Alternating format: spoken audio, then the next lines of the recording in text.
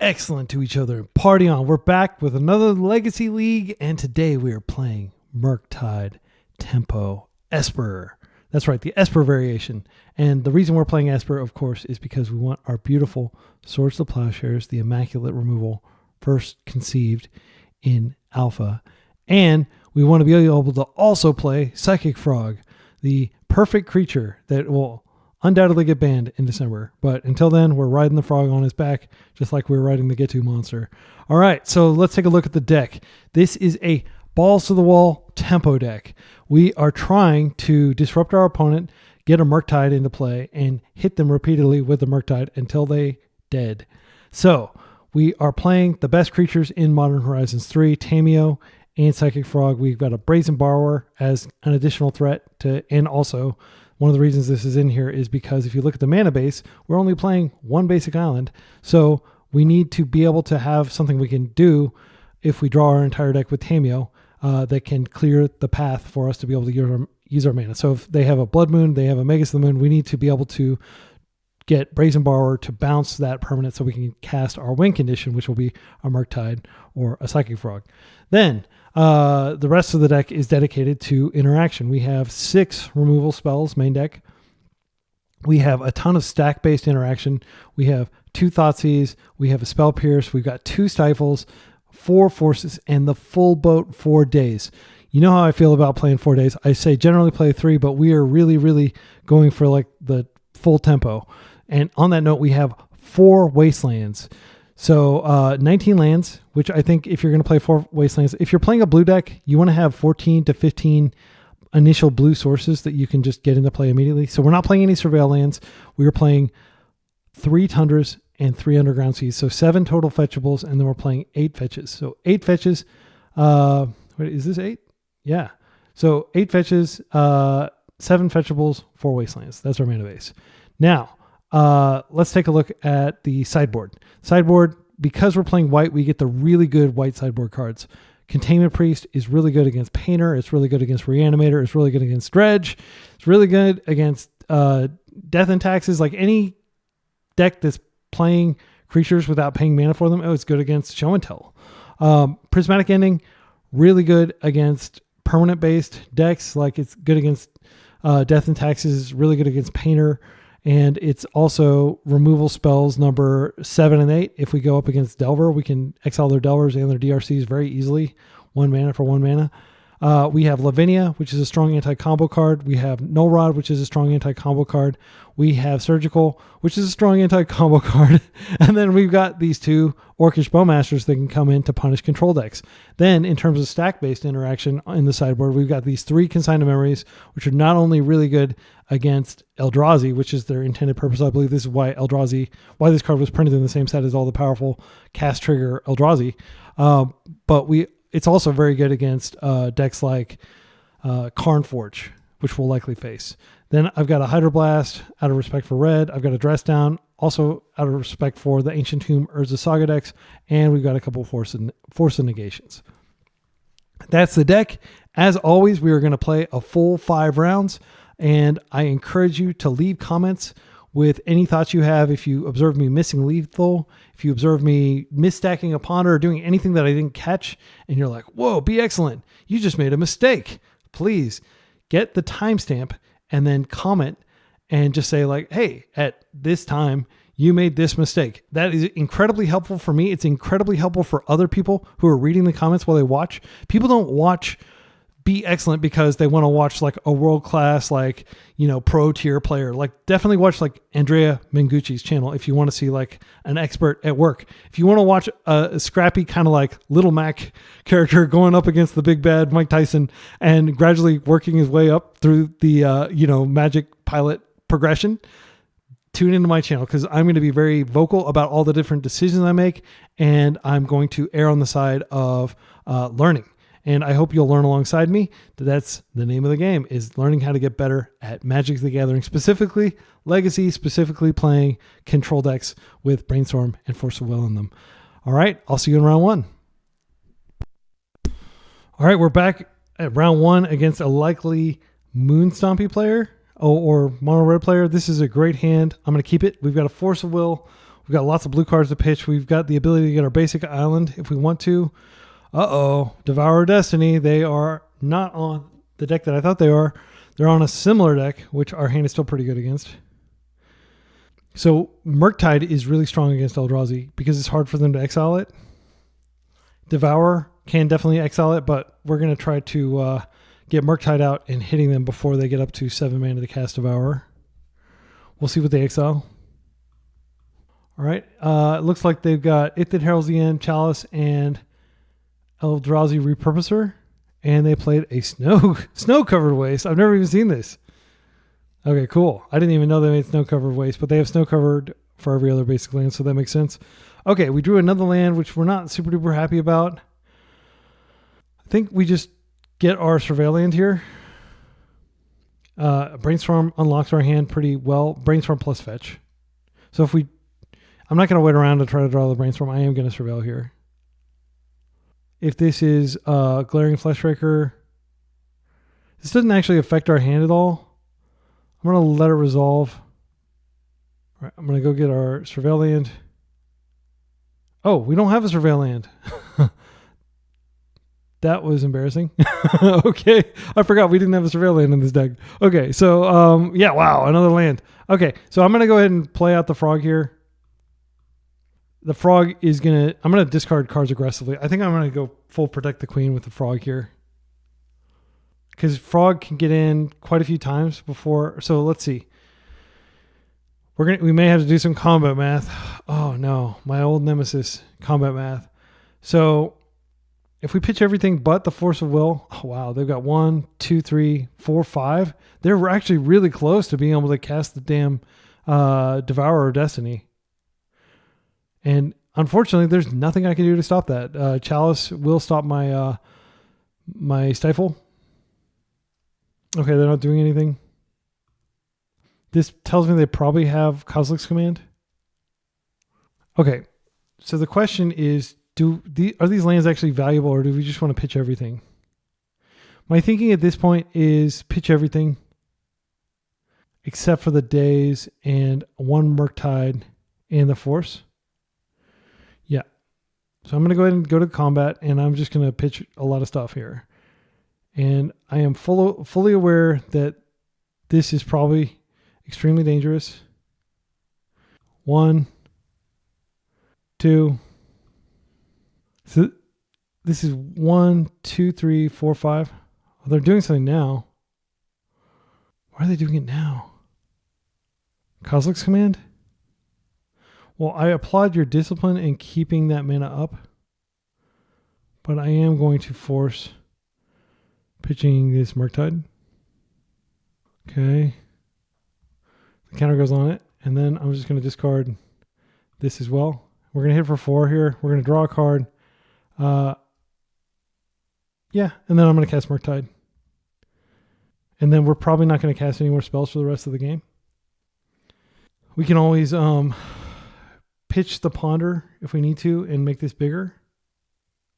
So it's just going to be a 4/4 initially. But we got them on a 2-turn clock. So Frog and Dragon, best buds. Do they have the Soul Land? If they have the Soul Land, they can cast out the Devourer of Destiny and kill one of these. That's fine. I didn't think about this, but actually we're not going to be... Like, I should have pitched the Ponder and eaten that, because that would have given a plus. If they kill the Psychic Frog, then I can't buff the Murktide Regent.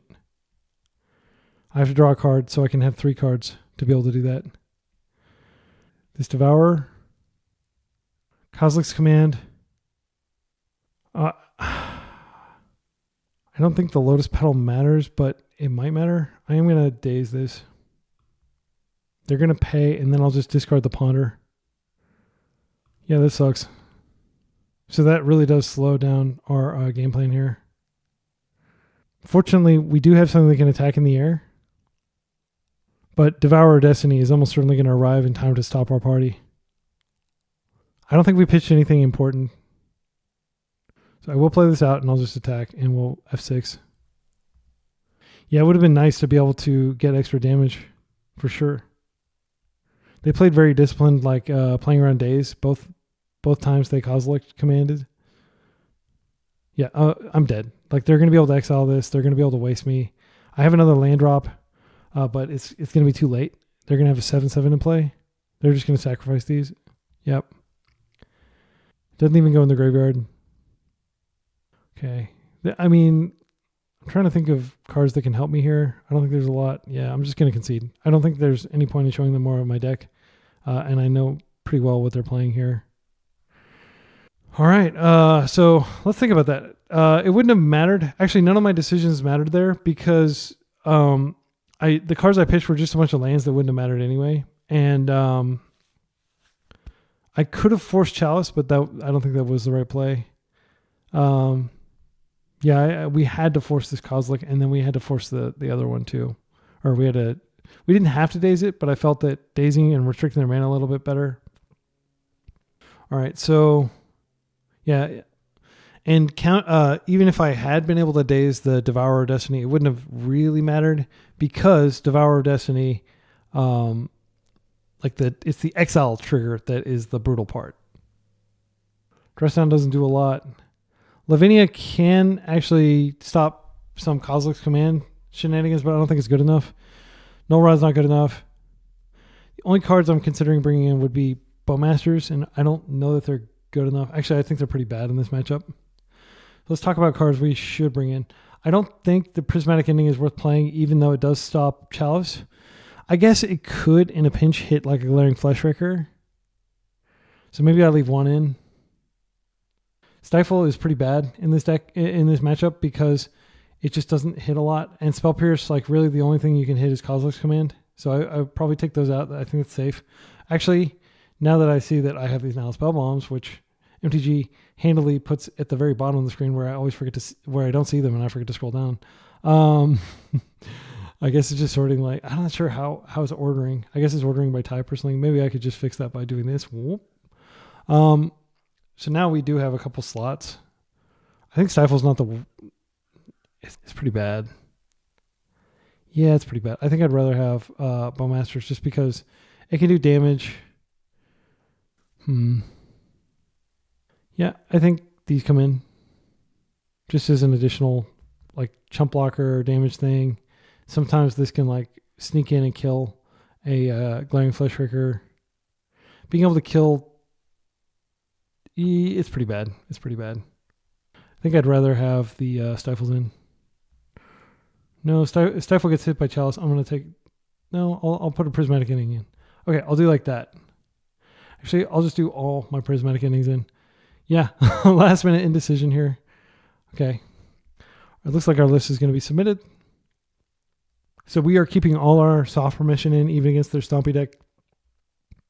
This hand is not terrible. Again, we got the terrible twins here.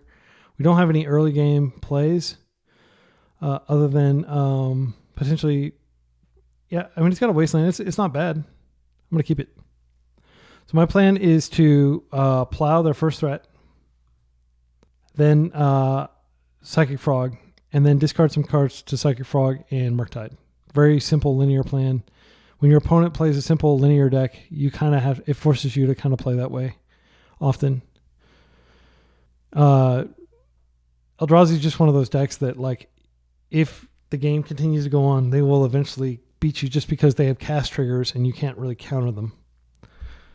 And some of you may be asking why I took Stifle out, but Stifle's really bad against decks that don't have fetch lands. Like, you just don't want to be sitting around like, oh, I stifle your trigger, but you still have this 6/6 creature in play. Okay, they got another Devourer. Let's see what they exile. Oh, they don't exile until their turn. All right, so I'm going to play this out so I have access to my Tundra in case I do need to plow something turn one. Really, the only creature I would plow immediately would be like Glaring Fleshraker. So yeah, turn 3 I'll probably be wasting them, and if I have enough cards in my graveyard, which I doubt I will, I could play a Murktide. If they don't put anything into play, I could alternatively plow something instead of wasting. But I do think we want to get the Psychic Frog on the field as quickly as possible. And I also want to just accept that, my opponent might have some wastelands and stuff. Let's see, Wastecape Battle Mage. I'm glad they exiled that. This is Chalice. It is. It's fine. Luckily, Chalice doesn't hit that much stuff. I say that and we're probably going to draw something that Chalice hits. Okay. So I'm going to go ahead and do this. I'm going to go fetch my Tundra. I'm going to get Psychic Frog cooking. Black, blue, Frogger. All right. So let's see.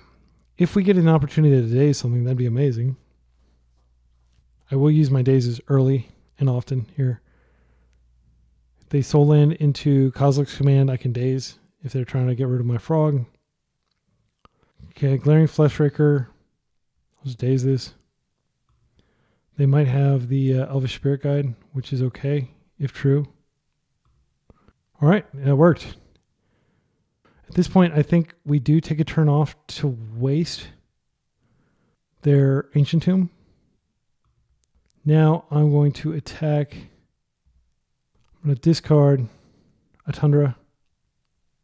I'm going to discard a Brainstorm. Discard a Plow.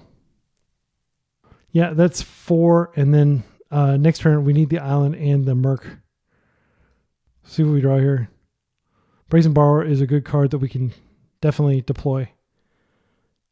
Okay, they do have a Wasteland. They're not using it. Unlicensed Hearse is fine. They're probably going to immediately do something to shrink our graveyard. Okay. So we still have Murktide next turn. It's just going to be smaller. So I'll definitely just pitch this Scalding Tarn. Question is, can I pitch the Borrower as well? I should only pitch one card so they don't get anything under there. Yeah. So I'll just attack here. I'm just going to attack for 5. Actually, if I attack for 6, they're pretty close to dead. I don't think that is correct, though. Our opponent has periods in their username, which makes you think they have a really old account. Let's take a look how many years while we're waiting for them. 2011. So they've been playing a lot over the years. This is like a dedicated... Well, look, the old URL path. Okay, cool. Let's see if we have priority. Nope, they're still just chilling. All right, I'll let you know when they're back. All right, our opponent is pretty far away from being able to deal with our Murktide. They may be able to deal with our Frog, but we've also got them dead in 2 turns to Murktide. So they have 3 mana. Eldrazi Repurposer. Yeah, that's fine. That doesn't change our clock. It doesn't have reach, so we can just kill them this turn if that's all they have. All right, and let's see. So they can respond to my efforts to... So if I bounce this back to hand, they can't respond, but then I can't pitch my hand. I think it seems weird, but I think I'm just going to attack and let them block the Frog if they want to. Because I like the ability to either consign or borrow. And consign can win through can work through Chalice. So they're probably going to put the Spirit token in front. They might put that in front. That's fine. They get some extra mana. They drop to 3. So they're dead on board unless they can deal with the Murktide. And I'm not sure how they deal with that. I think they have to have the... yeah, that's fine. They're making this bigger. So they could definitely waste here. If they waste, I'll just probably bounce the Unlicensed Hearse back to hand. That way I can, next turn, give flight to the Psychic Frog if I need to. I'm not sure how they win here. If they have the big guy that has reach, that could be one path to victory, but they have to deal with both of these. All right, so I'm just going to counter this. And if my opponent does anything to like exile this from my graveyard, I'm just going to go ahead and pitch these and I'll just give the plus counters to that. Yeah. All right. That was handily won on the back of Murktide. Again, we anticipated it being good against Eldrazi and it proved how good it was there. Game 3, we're on the draw. I mean, Forced Negation might be better than Daze here. I'm trying to think about that. Lavinia is not the absolute worst. I mean, it like does really. They don't play that many lands. I think it's probably better than playing a Daze. Maybe I'm wrong. Daze seems pretty weak, but it did kind of save our butt there. I think we're going to stick with our plan. If you are watching this and you have feedback on the way I sideboarded here, I would welcome comments if you would do something differently. Okay, this is not a super duper hand, but it does have Consign. Thoughtseize can be really good at like just taking their critical action from hand. Let's see if they have Devourer Destiny again. They've had it both of their 2 games. They didn't have it. Okay. This could be a Chalice, which is good against us. Yep, and there's nothing I can do about that. So that resolves. Yeah, that's pretty much like the Nightmare opener from them. But we knew that was a possibility. Again, Consign can still stop stuff. We just had to wait a turn to be able to use it. So this is probably going to get a basic now that Swords to Plowshares is shut off. Maybe it should still get a Tundra just because Glaring Fleshraker, we can't stop that, unfortunately. Yep, that's a really good card. Yep, and they're going to burn us. I'm not feeling hopeful about this game. If they get greedy and play another card, we could potentially Daze, but I'm not sure what they would play here. They do have 2 mana, 3 mana. Yeah. All right, that is another card that we may be able to use. But other than that, our hand is totally dead. Yeah, if they have any big fatties they want to drop, this is a great time to do so because our shields are pretty much down. Sometimes they'll go for like Kozilek's Command just to like create a bunch of creatures, and we could hit that with Consign. I would love for them to dump a ton of mana into a Consign or a Kozilek's Command, and then for us to be able to stop it. That would feel great. Sowing Mycospawn. Spawn. Oh, yeah, they can exile a land with the kicker. Okay, so here's what we can do. We can Mycospawn. Here's what I think we do. We go blue. We fetch. Just get a Tundra here. And then we'll go blue again. We're going to Consign, and I think I'm going to target the Search Your Library trigger because they're trying to strip our land out from under us. We're just going to target this trigger. And then we replicate, and then we do same targets. Now we Daze the Mycospawn itself just to save our Underground Sea. And they can just pay for it, of course, but we saved our Underground Sea. So we will have 2 lands. And they're going to have a ton of stuff on the table. They did have to pay 2 life there. But essentially, our mana base should be intact here, if I understand correctly, and I did this correctly. Yeah, they still get that, but that fizzles. Okay, I mean, they're still way ahead. But, I mean, this is how you fight against Eldrazi. You have to you can't give them an inch, right? You can't let them exile your lands. They're down to 2 lands. We do have a lot more stuff in our graveyard for eventual arrival of Murktide. All right, they're... Okay, and they're just going to attack us for 2, it looks like. And this is like that rare situation where I said it would be good to have a Brazen Borrower as if you're in this situation. We wouldn't have had the mana to do anything here anyway, though. All right, so this is our window to clear Chalice, and I think we should. Yeah, we cleared Chalice. We unlock a lot of stuff we can do. We're going to be pretty low in life. I mean, they may just have another Chalice in hand, but you got to try. I think clearing Chalice is worth it. Now we're 1 card away from being able to Murktide. Murktide will be pretty big. It'll be a 7/7 probably. Let's see. If they just Mycospawn again, that's GG. But they don't have green. Of Thought Seer. Yeah, that sucks. This is going to almost certainly take our Murktide Regent. They might take my Consign Memory, but I bet you they take Murktide here. Murktide can't solo them at this point with all the stuff they have on the table. Murktide is exiled. And that is an exile. That is not a discard. So even if we draw a Murktide off the top, we're not going to be able to do anything here. What's this? They've got more stuff they're doing here. Another Chalice. All right. It's whatever. It's just like... I don't like playing against this deck. Sorry. All right. Well, better luck next round. Hopefully we don't get paired against Eldrazi. I mean, I feel like we played like I didn't want to mold that hand to a force. Doing so would have been okay, but keep in mind they do play Cavern of Souls. So, but we did stop Microspawn from blowing up our land, which I'll take as a small victory, a Pyrrhic victory at that, but a victory. All right, we're back for round 2. We are 0-1 on the unfortunate series of events last game with Eldrazi, and we're up against a likely blue-black Reanimator player. This is a very good hand against blue-black Reanimator, assuming they don't waste us. I think this is a snap keep. So you may be wondering, why are you playing Dismember when you have access to all this white removal? But Dismember very cleanly answers a reanimated troll, which is something we're seeing a lot of in the format right now. Uh-oh, Chrome Mox. This could be Storm. Let's see what they exile. Ruby Storm? What is this? Yeah. Blood Moon. That's rude. Well, I think I'm going to hold on to the Days just in case they have like a follow-up play. No, I'm going to hold on to the Ponder because I want to be able to ponder and hopefully find a land before they stick their other one.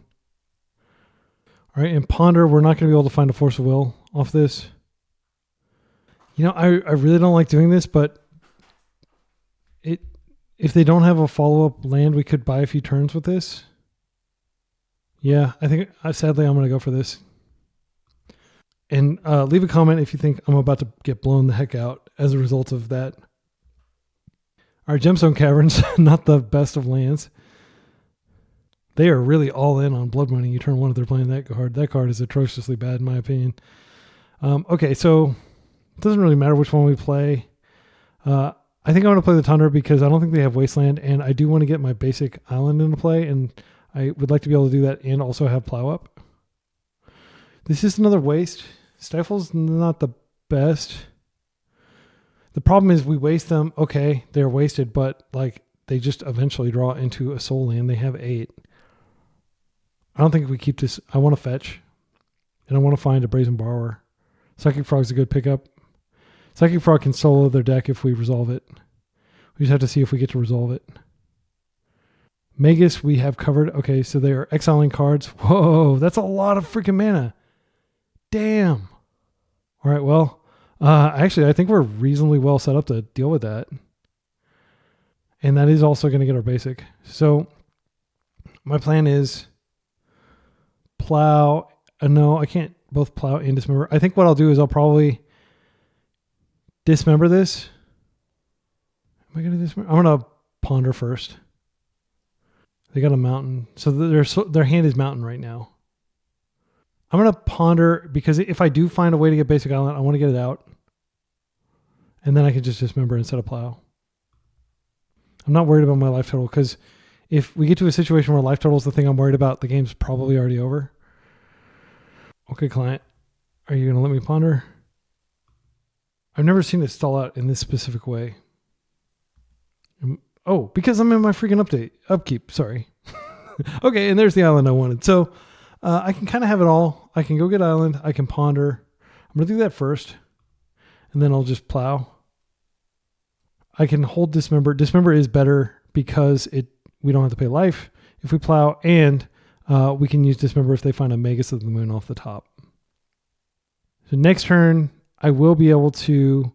and I think I can pass priority to their upkeep and see what they do before I plow here. So Days is pretty good, actually. They have 3 mana sources. I think I'm going to put Days in hand. Murktide will help me close it, and I am in Murktide reach. Murktide might even be better than Frog just because it just like comes down and slams them really hard and it flies. So I'll do like this. Okay, and then I'm just going to, during their upkeep, I'll wait for their main phase, and then I'll do it. Once they've decided what to do here, I've got to stop in their main phase.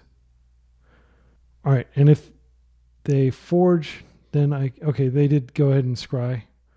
So I'll let them scry first, and then I can plow.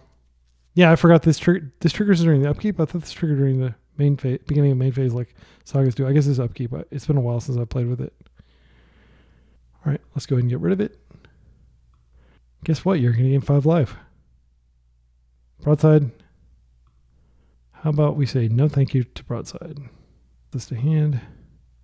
They could have totally played out the basic land they have in their hand first. That was like really sloppy. Am I missing something?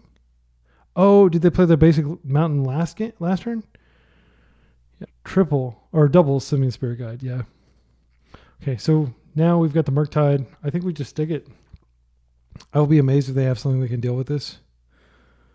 Blue. I'd rather have this than Psychic Frog.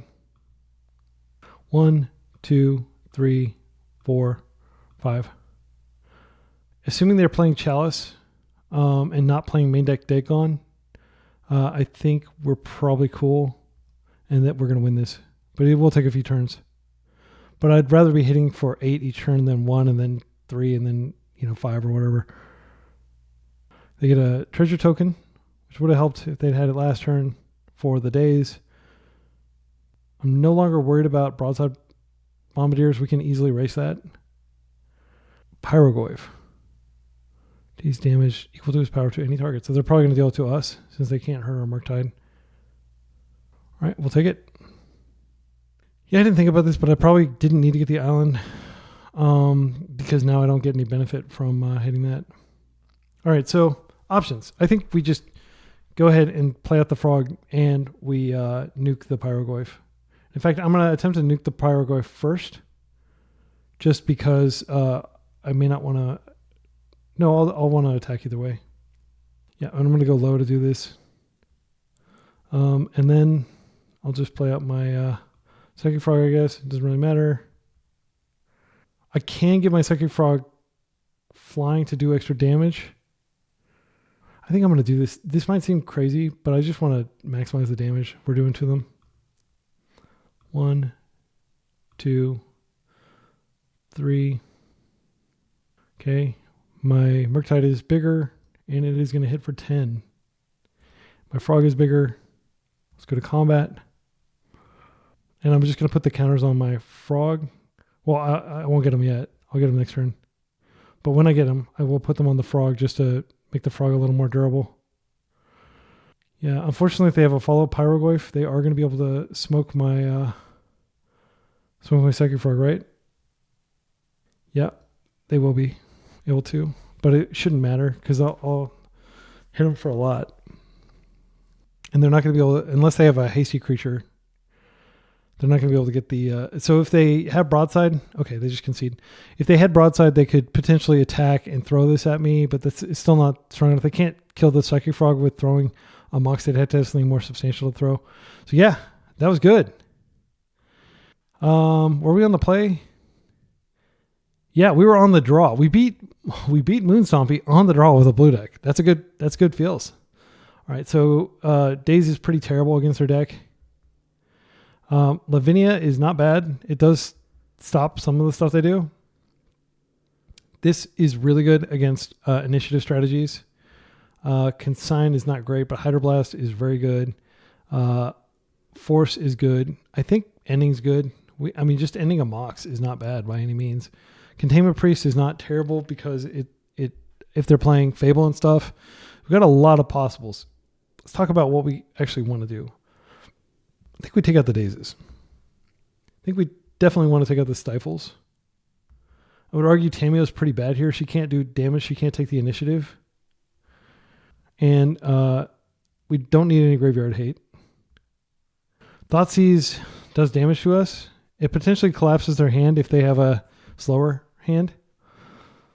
Spell Pierce is a bad card. I can take Spell Pierce out. A lot of our deck is really bad. These Ponders are pretty bad too because they probably have Chalice. So we have room to bring in some cards. I kind of feel like bringing in Consign's not terrible. I don't think they're likely playing the One Ring, but if they were, Null Rod would be good. I don't think Dress Down is the worst. It can stop. Pitches to Force. These could come in. These are better than the Stifles for sure.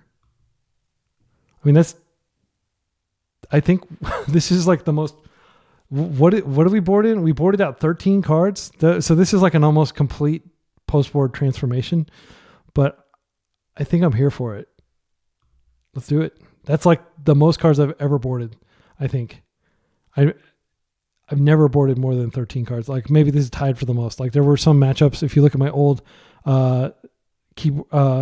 sideboard guides. By the way, this video has a sideboard guide. I wrote a sideboard guide for this deck in case you want to play it, and I'm including it in the description. I forgot to mention that earlier. This doesn't have a turn 0 interaction. This is okay, but it's not good enough. This does have a way to get an island, but island itself is not going to save us. I think we mulligan this. I really want to force. There we go. That's what we're talking about. My goodness. This is really good. So we've got Hydroblast. We have Force to take back the initiative. Bowmaster to take back the initiative. We're definitely fetching black for the Bowmaster. I think we could probably cut out the Thoughtseize. It's the weakest card here, even though it's not bad by any means. All right. And we will probably force pitching Force and keep the Hydroblast. Actually, Hydroblast is really important. Now, I wish that I'd kept the Thoughtseize. Okay, Lavinia is good. So I'll just stick this for the opener, and we'll pass with Hydroblast up. Lavinia is a great card, but, you know, it's just Blood Moon. Fable. I'm just going to blast this. This card, you have to respect Fable. I don't think we play on basics here. All right, it is countered. The question is, do we want to go into Bowmaster land or do we want to go into Lavinia land? I think we're going into Lavinia land. So let's go get our Underground Sea here. This shuts off Fury. It also makes their Moxes like way less useful. Their Moxin, sorry. Let me put my pinky up while I drink my tea and say Moxin instead of Moxes. I'll definitely pitch Consign to one of the forces, depending on whether it's a creature or a non-creature. I want to hang on to a force. All right. So much mana. By all means, tap those. Tap them a lot. Blood Moon. Ain't nobody got time for that. All right, we're going to get an attack in, and they already kind of attacked themselves there. It's not a blue card. Okay, so options. One, we Blood Moon the last of the action out of their hand. Or, I'm sorry, we Thoughtseize. I got Blood Moon on the mind. Yeah, I'm gonna do this. They have another Blood Moon. I need to stop it. They're choked on red mana right now. They do have a red Elemental Blast. Pyrogoyf is a 2-for-1 next turn. I think we have to take the Pyrogoyf. And they can... we're so lucky they didn't have mana last turn. If they Fable, that's fine.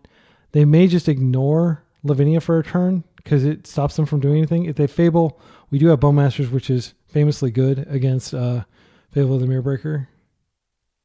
Yeah, so we'll take the Pyrogoyf here. Now I'll attack. And I'm just going to resign myself to Lavinia getting Pyroblasted here.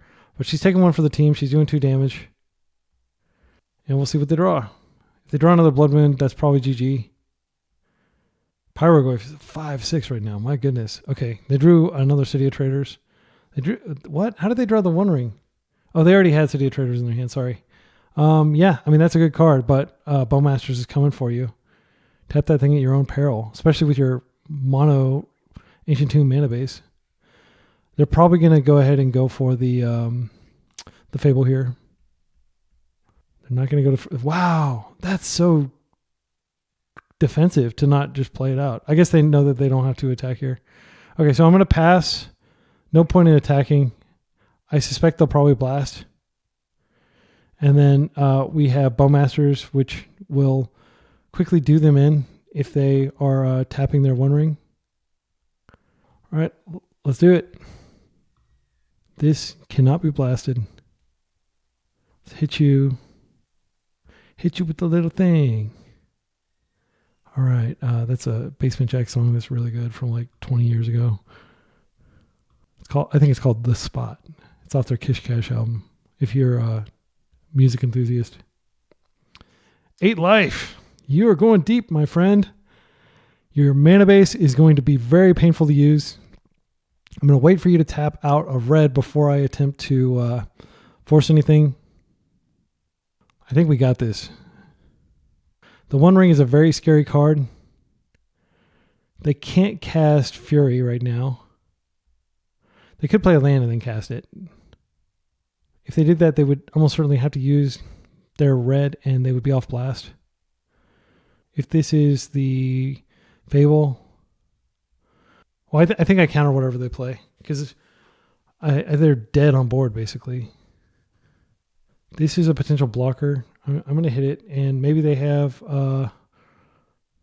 Simian Spirit Guide into Hydroblast. Yeah, so even if they Fury, they're not going to be able to kill all three of these. So we are going to attack, and they're going to lose 2 life, and I think their Ring's going to do them in before they can get out from under it. Another Ring would be good. Broadside's fine. You're just going to keep it back as a blocker? You need to. You're crazy if you're attacking me. Can they throw the Ring? They can sacrifice, so they can throw the Ring. Yeah, that's good. I didn't think about that. But I still think it was correct to force the Fable. I mean, obviously in hindsight, this is the more important card to force, but I wasn't sure if they had a follow-up. So what they should probably do here is throw the Ring at maybe the Orc Army, and then I can only attack for 3. So if I double block it, let's think about this. We have plenty of time to think. So if we double block, we kill this. I think we block with the Orc Army token and Lavinia. She's dead anyway. And then that will hopefully encourage them to go after our Bowmasters, which, you know, if our Bowmasters just hits for 1, it's not the end of the world. They are very low in life. We have a lot of live draws. I'll feel really sad if we somehow lose this, but it's possible. Like, this card is very sneaky, but this is dead either way. I don't believe there's anything they can do to save it.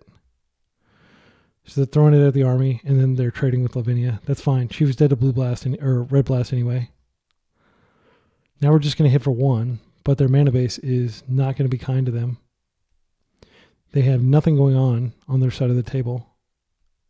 If we draw a waste, we're definitely wasting the city. Another Bowmasters would be sick. Plow is pretty decent. They have another Blood Moon. That's really bad for us. Unlicensed Hearst is not of significant consequence here unless they have a creature to crew it. All right, my Orc Army is just going to keep chipping in. Yep, another Plow. Not the best. We don't really want to give them life at this point. But I'll take giving them life over, letting them crew. I mean, they can kind of crew at instant speed. Right? Coming in for a little love pat. Yep, they're exiling some of our cards. They're going to have a blocker soon. All right, no plays. Interesting. Do they have any instant speed creatures? I don't think so. I think I go ahead and attack here. I don't think they have any instant speed creatures in the deck. I could be wrong. Pyroglyph doesn't have flash or anything sick like that. No, it's just like a upgraded Flametongue Kavu. So them playing a Pyroglyph would definitely be scary. I'm going to go ahead and play this out now.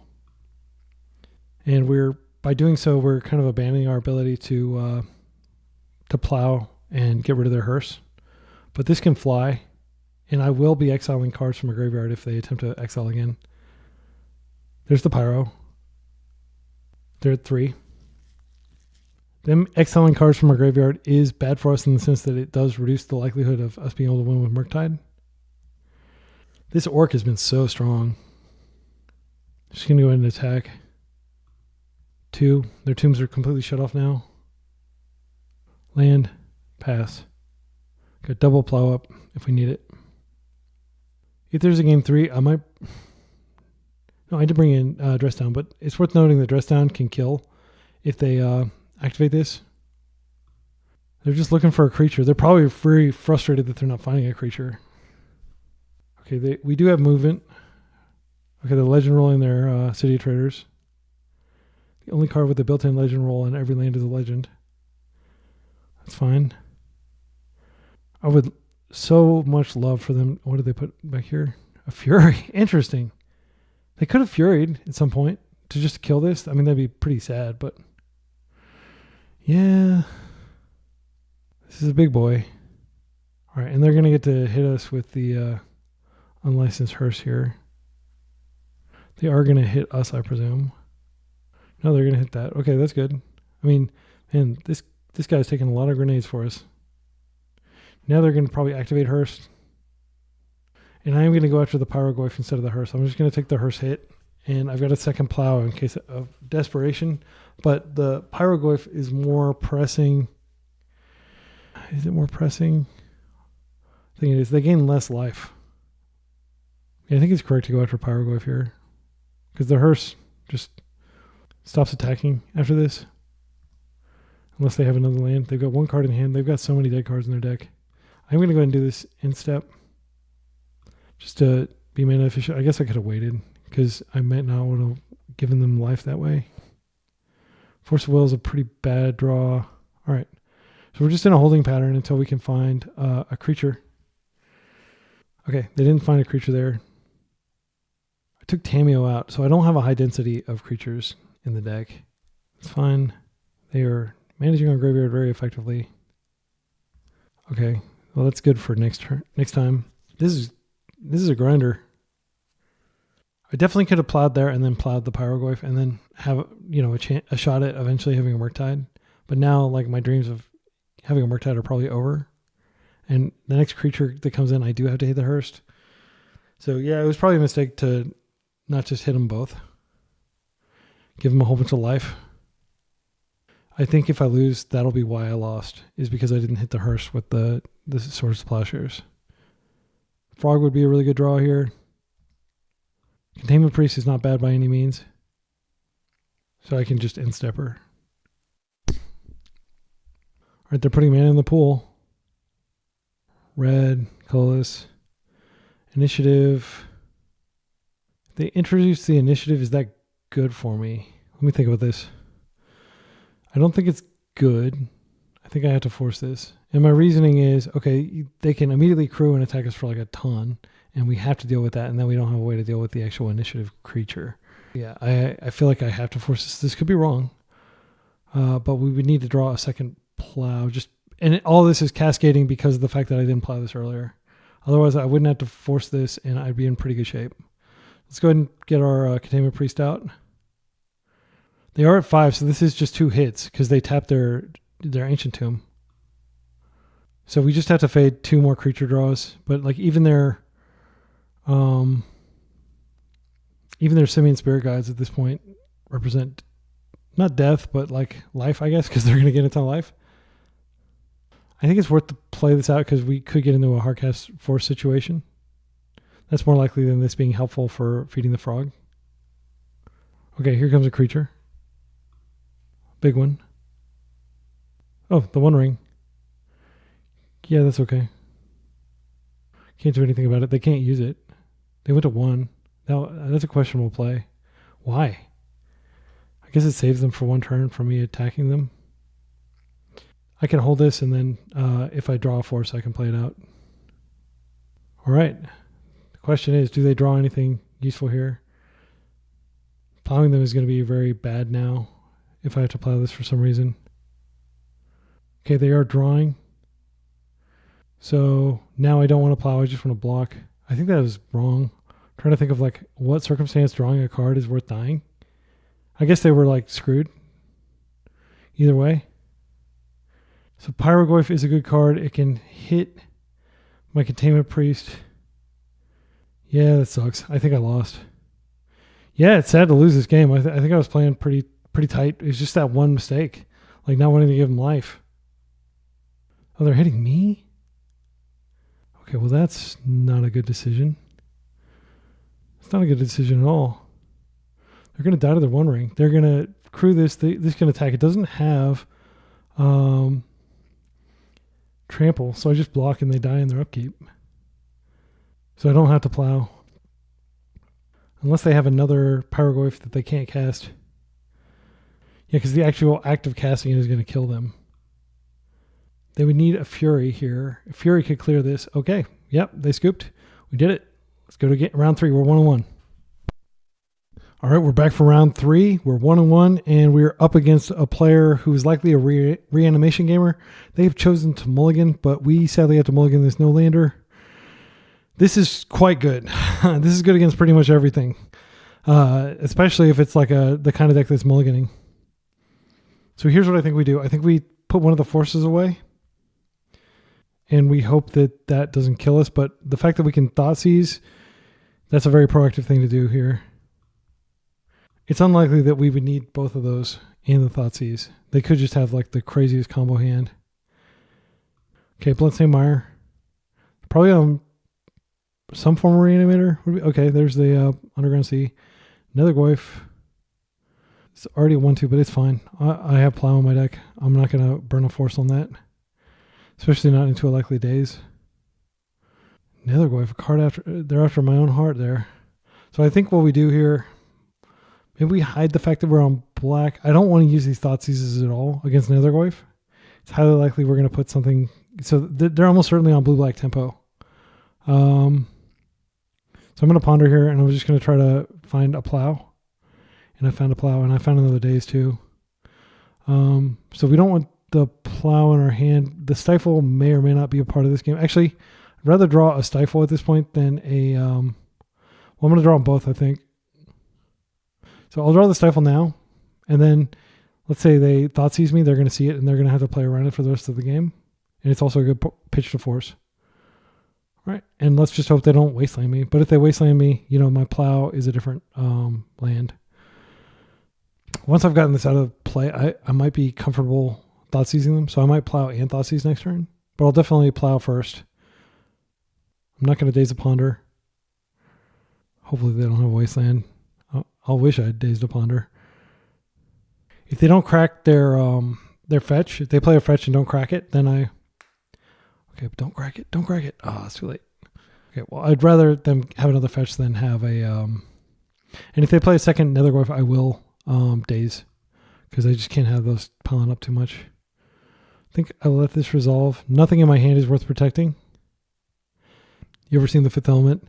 Time not important, only life important. Amazing movie. If you haven't seen that, you're in for a treat. Go watch that right now. Stop watching this. Like literally just pause this video and then go, I don't know if it's streaming anywhere, torrenting anywhere. Sorry, I didn't mean to. You wouldn't steal a car. Okay, so Thoughtseize. Opponent's taking a long time.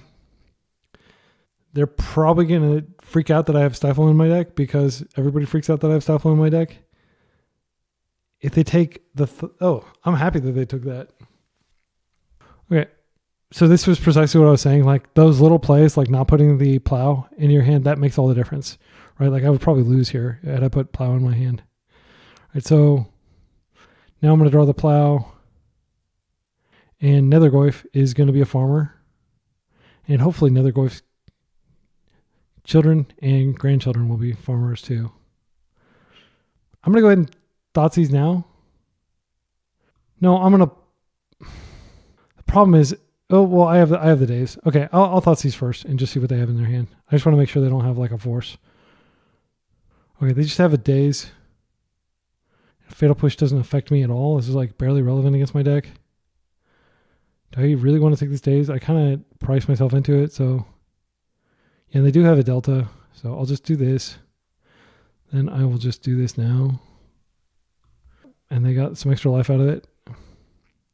So I'm hoping we can just ignore the fact that they have that Fatal Push in their hand by drawing a Murktide and winning real quick. Psychic Frog. Unfortunately, we can't do anything about this. Yeah, that's a really good top deck. Okay, and here they're fetching around my Stifle, which is smart. Yeah, you can't Thoughtseize the top of their deck. Yeah, and okay, so I could have played around this actually. Because if I just Thoughtseize and not Plowed, then I could have Stifled and Dazed. That would have been way better than what I'm doing right now, which is just sitting here taking a hit. There's not really any point in Thoughtseizing. I know it's in their hand. I should wait a turn. I guess I could just Stifle the Frog draw, which seems super sclerotic, but probably is the correct play. And it does get another card in my graveyard for Murktide, should Murktide arrive. Yeah, the other thing is I could have Thoughtseize there just to get the Fatal Push in case I rip my own Psychic Frog. That would probably have been smart too. I'm just going to stifle this. I'll stifle the draw trigger. Yep, again, very desperate, but what can you do? I screwed up. So the best thing to do is just accept that it was a mistake and not let the mistake become a cascading mistake. Now, if they have a second frog, that is extremely bad, but I do have double days. So I'd actually be okay with them having a second frog here. What I don't want is for them to, just play another Nethergoyf, because I can't stop that. I mean, I could stop that, but it'd be at a very high cost. Wasteland would also be pretty bad. There's that Nethergoyf I was worried about. It's going to be pretty big. I don't think we can do anything about it. They know we have a daze in our hand. Yep, I'm feeling pretty dead. The plow has to go to the Psychic Frog if we find it. This is not a good draw by any means, but they know we have a Wasteland in our hand. They could have kept a land. I'm gonna check their hand real quick. Yeah, stole that Fatal Push. Okay, and they may have just hit the good stuff on top. I am going to go ahead and hit this just so they can't surveil it and get value out of it. Then we're going to take a bunch and we're going to probably die pretty quickly here. They could have discarded when I Thoughtseize. They could have given power to Psychic Frog. Little advice to you, Cheryl, if you're watching this. Okay, so here's 4 damage. They get a card. Now they're into Frog Dividend Land. Yeah, that's fine. It's their 3rd cantrip to my 1 cantrip, and they're on the play. So I'm not surprised that I'm losing this game, but I can't help but think that if I just held the Stifle, yeah, we're dead. Yeah, it all came down to that decision not to hold and to go ahead and plow when I could have just waited a turn. And I mean, them getting an extra crack with the Nethergoyf means nothing in the long game. All right, so against Blue Black Tempo, I think they're likely bringing these in, which makes me want to bring these in. This is a ridiculous card against them. This is the reason you play it, is for these tempo matchups with the cheap creatures. I think that's it. I don't think these are worth bringing in. They're just playing good, fair, squeaky clean Magic, which I appreciate and I respect, and I wish I could do that all the time too. But I guess I'm kind of doing that too right now. Force is pretty bad against them, especially on the draw or on the play. Yeah, I feel like we've got a really good... I think we're well equipped to beat them. Now Spellbomb is live. It cantrips, and it also shuts off some of the power of their Nethergoyfs. We're probably not going to be able to waste them out of the game. They're probably going to fetch basics here. Spell Pierce is live. I think this looks great. So just to confirm, we took out the 4 Force of Wills, and we brought in 4 additional removal spells. All right, I think this is good. I can't really Thoughtseize immediately because I need to go find a Tundra. But this has tons of interaction and removal. Yeah, I'm gonna just open Island Ponder here. All right, this is precisely what we wanted to see. So I'm gonna take the days now. And if all goes well, next turn we can remove a threat, and we can also fetch. Okay, Island. I'm not going to counter anything that comes out of this. If we clear the way, Psychic Frog can definitely take over this game. I'm more concerned about just neutralizing their threats first. So I'm going to waste. I played a fetch land, and now I'm going to Thoughtseize them. They have a pretty stacked hand here. Fatal Push does cleanly answer my Psychic Frog. They have a Psychic Frog of their own. They do have a second land. It is a non-basic, so I am going to be able to Wasteland them next turn. I think if we take the Fatal Push, then they can't answer Frog other than with a Force. I think I do that, and then we 2-for-1 them by casting Force, and then we can just daze their Frog. We don't even... Actually, I'm not even going to daze their Frog. I'm going to save the daze for later, because Daze will be really live. That's a good card. So that was a draw for the turn, which means that we could just plow now and be mana efficient. I think that's fine. Then we'll have mana to both Frog and okay, so Tundra. And they may force this. Okay, they didn't. That's good for us. Okay. Now what I want to do, waste that. I think they're likely going to force Frog, and then we can get on with Murktide, which is even more powerful and harder to remove. Yeah, so we got rid of the Fatal Push. They could draw another Fatal Push. Their Wastelands are dangerous, but like they have so little going on here. I think they probably have to force. They pitch Psychic Frog. Respect. All right. So they still have a force in their hand, I believe. Because they had double force, right? So if we Murktide, they'll probably have to force again. But if they don't hold a blue card, they may not be able to do that. And they probably aren't expecting Murktide, so I don't think they'll aggressively play out the Nile Spellbomb. But it is worth noting that a Murktide now stops them from being able... Oh, I could have dazed that. Oh, no. Yeah, I don't think it was right to daze that. But it is unfortunate that we're losing one of our blue sources. So we'll have to draw another one here. Spellbomb.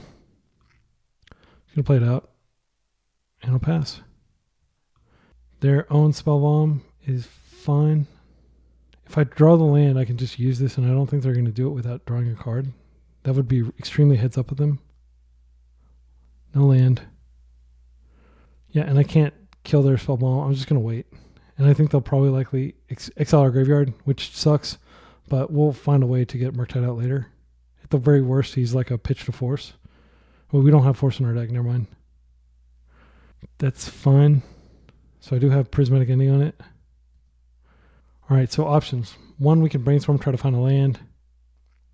Take a crack from Nethergoyf. I think that's better than standing still and just killing it. We're doing this under Orcish Bowmasters. They may have days. All right, it got through, which is great, and we drew a second plains, which so we can end. I'm just gonna put this back, and see that's. I definitely don't want them thought seizing that away. Probably don't want them thought seizing my other ending away. And next turn we will have Tundra. So I'm feeling pretty good. Just be mana efficient here. If they exile our graveyard because they've got nothing going on, you know, that's unfortunate, but that is certainly something that may happen next turn. The important thing is we've neutralized their threats, and our threats are like better long term. Like Murktide is way more powerful than a Nethergoyf if we can stick a Murktide. Unfortunately, they're going to be able to see that we have Murktide here, and they're going to be able to take it, and they're probably just going to... They'll probably take it, and then they won't exile our graveyard, so they can still draw a card, is what I'm thinking. But they might take the Ponder and then just exile our graveyard. They would be giving up a draw here, but that would cleanly answer what we've got going on over here. Okay. They could have Murktide of their own. Oh, no. Yep, that sucks. All right, so we know we're drawing two cards that are dead. We're drawing a Prismatic Ending this turn, and then the next turn we're drawing a Bowmasters. They are going after our graveyard, which is fine. We expected that. They get a card. They're favored at this point. And I say that despite the fact that our deck is like super duper favored against theirs. Things just haven't worked out. And like maybe like dazing that would have been good. I don't think it would have been. They know that the daze is in my hand. Maybe that was like my opportunity. And if they just slam a Wasteland here, we're just dead. Okay, Delta. Yeah, so our daze is losing equity, that's for sure. And they're going to be able to shuffle away some. Like if they don't like all those cards, they can shuffle some away. Yeah, we knew we were drawing that. Still nothing going on our side. I don't think it's worth Nile Spellbombing just to prevent a Murktide arrival. We're not as weak to Murktide as the blue-black versions because we do have Fatal Push, or we have Plow instead of Fatal Push. We also have a what's it called? Brazen Borrower that we're drawing to. Okay, this could be Psychic Frog.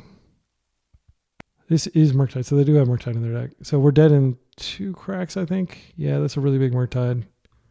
All right. Yeah, I'm certainly willing to accept that I made some big mistakes in this game. Stifle doesn't do it. I will stifle one of their land activations just because I've got nothing else going on. We're going to need a land stat. And even after we get that land, we're not going to have much to do here. Yeah, I talked about how I don't believe Murktide and Nethergoyf fit in the same deck. And but we are seeing the power of Nethergoyf here. Or, I'm sorry, Murktide and Nethergoyf in the same deck. They kind of overloaded our things that we had to remove. So I think after one more hit, we're dead. If this isn't land, yeah. Good games. Man, that one stings. I really do feel that like we were super favored and that I just misplayed. But yeah, we'll see how round 4 goes. So we are 1-2. All right, round 4. Our opponent's almost certainly on Naughty Breakfast. And just a little further reflection on last round. I think I definitely should have dazed some of those cantrips. I think that could have slowed our opponent down. I think that was probably the biggest mistake I made in game 2. Game 1, obviously, plowing too early and not holding up Stifle was the mistake I made. So I think this is a pretty solid hand. We've got 2 points of removal. We've got some counter magic. They're unlikely to be attacking our mana. I think we just keep, and they've mulliganed to 6, and we plan to roll out Tamiyo. So the big thing about this matchup is removal. That's certainly what it was classically against Breakfast, is removal is much more important than permission. But now with Nadu, you kind of have to stop the Nadu. Okay, this actually makes it a little easier because now we have a second blue card to pitch to force. I don't see any reason to get white out right now. I'm just going to play the Tamiyo and look like every other deck in the format that's not Eldrazi. Shuko is fine. Shuko is sorcery speed, so less scary than Nomads. No reason to reveal white yet. Actually, I think it's fine. I'm going to play it out, and I'll hold this in case I draw like a mid-game Brainstorm. So passing with 3 points of interaction up, and clue if nothing manifests itself that we need to deal with. But we will definitely be dazing. We'll definitely be dazing. Well, we won't be dazing that card anymore, but we will be plowing it. Gosh, that sucks. Not as in. So they're going to get 2 triggers. It's really frustrating.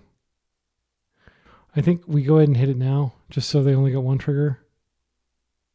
These are both the same. I'm trying to think of a reason why we wouldn't just use... I think we just use Dismember later. Dismember is the more flexible of the 2 removal spells. They got a free island. They're forcing.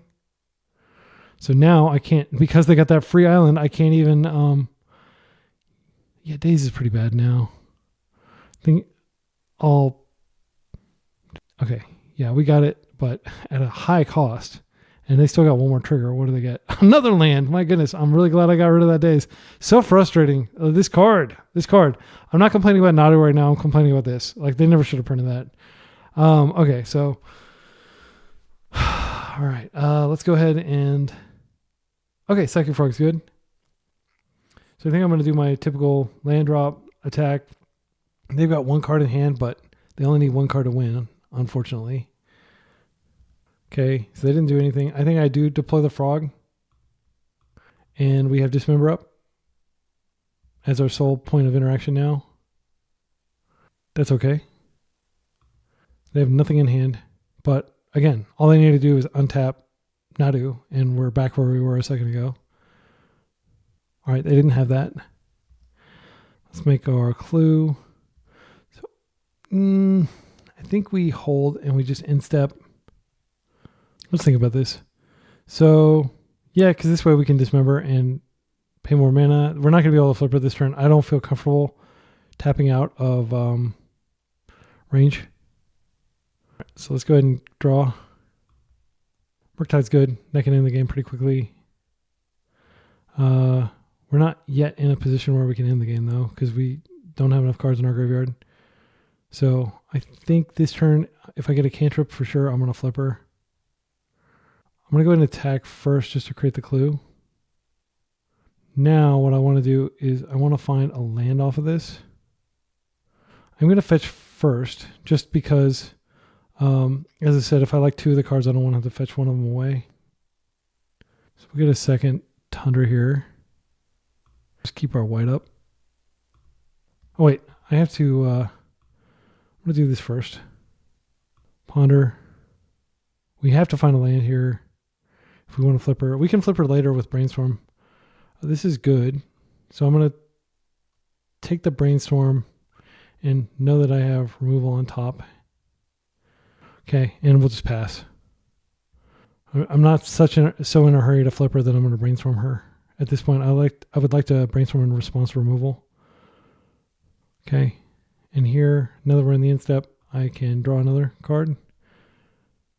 Okay, and now they're plowing her, which is fine. I've got another one, and I can immediately flip. See what we get. Oh, we already knew what we were going to get. Never mind. Okay, so I think what we do is we just play her out, and then do we immediately Brainstorm her to flip her? We have plenty of clues, and I don't want to wait around. I want to start going upstairs. I'd love to find a fetch here, just to fetch away the redundant Murktide. We found a Wasteland, which does hit their Cavernous Souls, which may be relevant. I mean, it is a land that we can play out for sure. Put this back and this back for now. She flips. I'm going to draw. I'm just going to play this out as Daze Protection. Because, I mean, in Nadu, we're not going to be countering Nadu anyway, so. Okay, they scooped. Yeah, we had a really strong hand.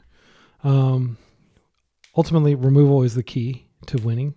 So this shuts off the combo. Prismatic Ending is okay. It's not fantastic. I think it's worth playing. Now we have to figure out what we take out. We don't want to take out our removal. I think Daze is pretty weak on the draw. It's just, you know, they have Cavern. They're going to play around Daze anyway. They know what's in my deck. Bowmasters is really strong. Kills like half the creatures in their deck.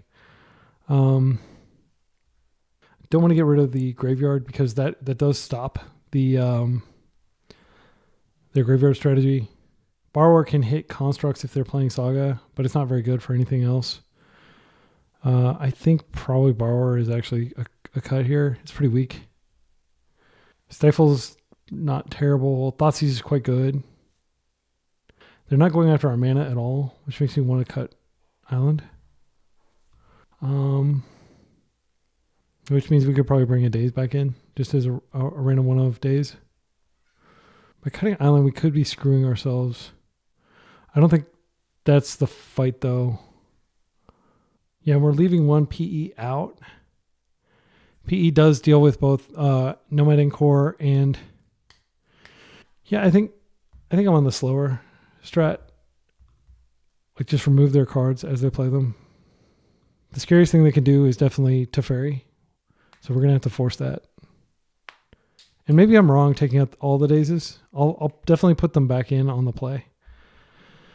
This is a Stifle hand. We've got Wastelands. Wastelands quite good in the deck because it's a 3-color deck.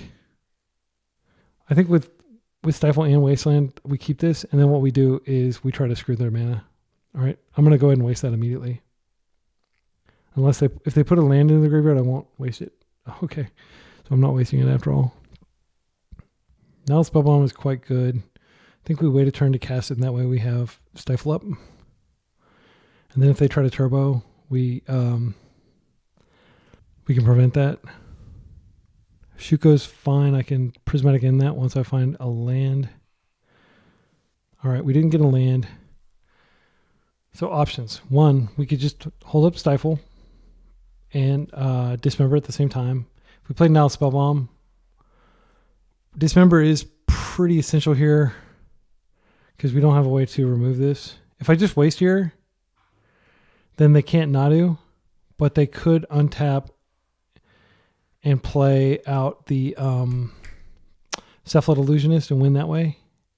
And then I Dismember that. I think we have to do that. I think I don't want to tap off of Stifle here. Okay, yeah, that worked.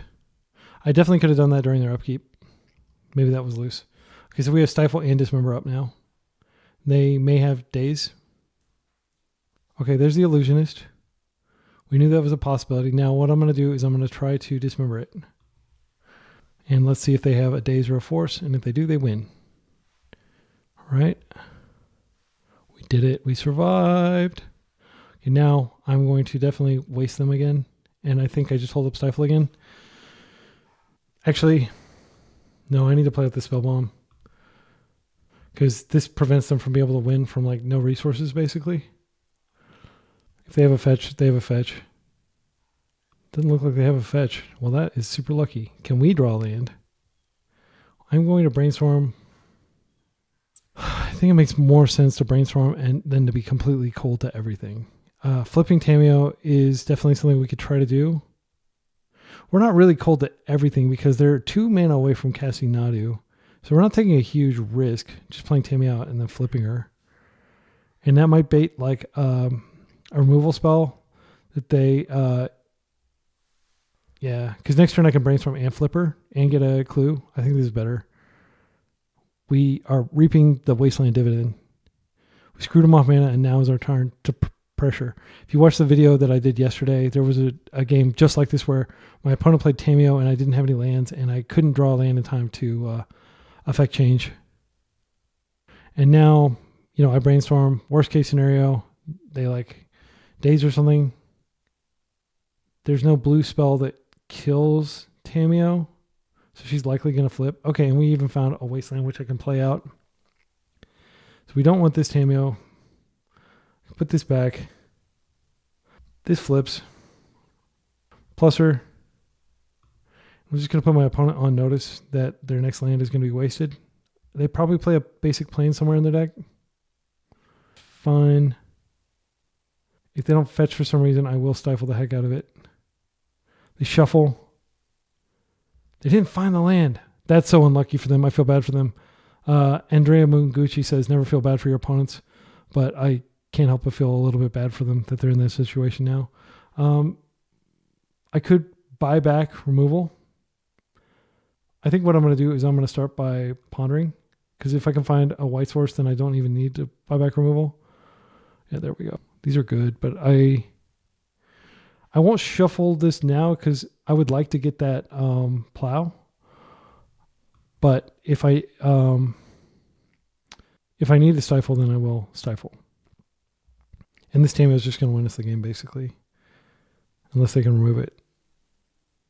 I think if I stifle their fetch, they will concede. Yep, good games. Sorry that it had to end that way, but I've certainly been on the receiving end of that. So we're 2-2 going into round 5.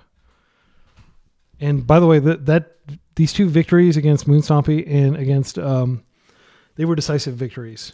This loss here, it pains me losing to blue black tempo, my favorite deck. But no matchup is 100-0. I mean, I think we were probably 60-40, and the fact that we lost is just going to haunt me. I really do believe I'm gonna be rewatching that video like crazy. So leave comments, any loose plays you see. Also, I'm gonna be that guy and say, if you can subscribe, if you're watching this and you've not yet subscribed, help me get to 1,000 subscribers. It doesn't matter what happens after that, but I can use the fact that I have 1,000 subscribers to get into the MTGO creator program, and then I can play with all the cards, and I won't be so limited into what, like right now, I'd love to be playing with Nethergoyf. Or not Nethergoyf, Barrelgoyf, but it's like really expensive on MTGO. There's some One Ring decks that I like to experiment with, even though I have no intention of ever playing the One Ring in paper. It's just not a card that I like. I don't like those kind of like I win, I accumulate so many resources type cards. I like the little incremental advantage type cards. And I wish Magic was more about little incremental advantage things instead of, just Naduing out and drawing 12 cards and stuff like that. Or One Ringing and being able to untap it a bunch and draw like 20 cards. So please consider. I humbly ask that you subscribe. It costs you nothing, and it does make a significant difference in my workflow recording these videos. Thanks, and I'll see you in round 5. Welcome back. For round 5, we are likely up against Cradle Control. This hand is not terrible against Cradle control. We can force the Elvish Reclaimer. We have access to white mana. Stifle is pretty good in the matchup. But I think likely they're going to have a turn 1 play. Wasteland's pretty weak against them. So my game plan for this is build up a big graveyard. They don't have any removal in their deck. They just have this card that phases things out. So if we get a Murktide on the table with a bunch of stuff in the graveyard, we can win. So I'm going to keep this and hope to draw to Murktide. Also, Guy's Cradle, of course, like being able to waste that, you can't do that immediately, but we can do it turn 2, and it still feels pretty good to do that. Something tells me that leading with this land, I'm going to try to high roll, and I might end up looking like a total fool, but I think I'm going to force Wasteland. Is that right? Yeah, I feel like we need to buy time. I am going to force. I'm just trying to decide what to pitch. I think it is Brainstorm because Ponder finds us the most looks. Okay, Island. I kind of think we just play this out, and then we have the ability to Stifle, and then we can waste next turn. Yeah, I think that's the play. This does give them a mana if they're like on literally no mana. Now they have mana because I gave them a turn. But I like Stifle is going to be live if they need to fetch something. Okay. All right, so they do have the Cradle. Okay, that'll be a waste. Yeah, so they're unloading their hand here. There's not anything I can really do about this. But wiping out the Cradle will be good here. So it makes sense to lead on this rather than Cradle. Okay, so options 1. Well, we do need to waste this. There's no doubt in my mind. So what I'll do is I'll just waste this, and then I can maybe do an in-step imperfect Brainstorm. But I'd like to hold Stifle up just in case we can stop some key trigger. I'm not sure actually if that's correct. Stifle, they fetch. It's not the end of the world that they fetch. I think I'm going to go ahead and Ponder here so I can get a perfect Brainstorm next turn. These are terrible cards that we definitely don't want at this stage. All right, there's the Murktide that we were looking for. All right, we'll see whether Murktide can take, Murk Daddy as he's often called, can carry us to victory. They have 3 mana, more than enough to do stuff. Stifle could be good mid-game because Stifle can... Oh, no. Yeah, this creates a lot of potential copies. They still don't have any more land, though. Green Sun Zenith for another land. This does trigger the Spring Heart and Tuco. But these are just insects, and the thing about insects is not all insects can fly. All right. Yeah, Force is a great rip. Force defends. I'll just hold the fetch for Brainstorm later. Oh, we can't do it yet. We can't do it yet. I shouldn't have done that. Let's see, does this do anything if it's disconnected? Enchanted creature. So we have to get rid of it somehow. Yeah, I don't have enough cards in my graveyard. That was bad. I should have thought about that before I played the land out. I think it's worth brainstorming though and just getting an imperfect Brainstorm. Okay, that's a very imperfect Brainstorm. Yeah, I'm feeling really dumb because I definitely would have shuffled those back. Yeah, I just didn't even look. I was so excited about the Murktide Regent. Yeah, that's my bad. And we're drawing an extra land as a result. 2 lands. Basically, I ruined my Brainstorm there. So this match is not off to a good start. I'm not sure that my decision-making has been sound. This could be natural order. I'll force a natural order. No questions asked. They're going to attack first. So it's probably not natural order. Okay.